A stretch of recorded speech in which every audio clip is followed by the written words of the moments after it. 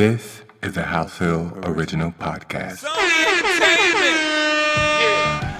this album is dedicated to all the teachers that told me I never amount to nothing. It's all good, baby, baby. See you chunks on top. Thou shalt not hate. It was all a dream.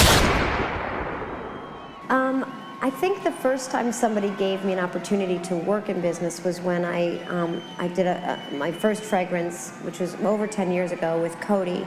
And outside of producing Sex and the City, which I took seriously and I learned a lot about, obviously, about the business of producing and television and all those numbers that you need to know and those relationships that need to be taken care of.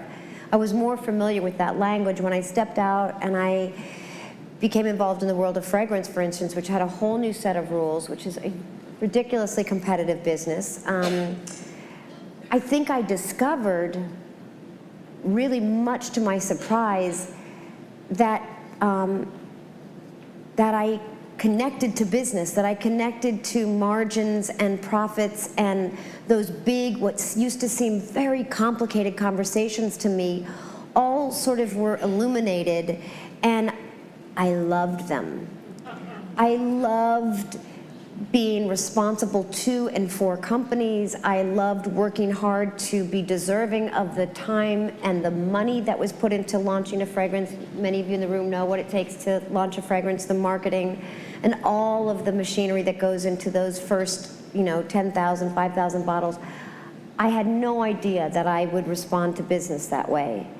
And I just happened to be working with really smart people, particularly one smart person named Catherine Walsh, who was really running my brand. And it was like, I describe it as a whole other life opened up, a whole other career was kind of presented to me if I was willing to work hard enough to have it.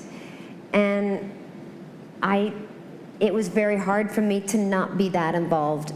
Like, to remove myself after that would have been, it's very different from, I like being a hired hand sometimes in my work as an actor. Sometimes I really like producing. But in terms of business, I don't have the constitution to just let somebody else do it. And then I look at it, give me a short list, it's okay. No, I have to be there deconstructing it, splitting the atom, because I just love it.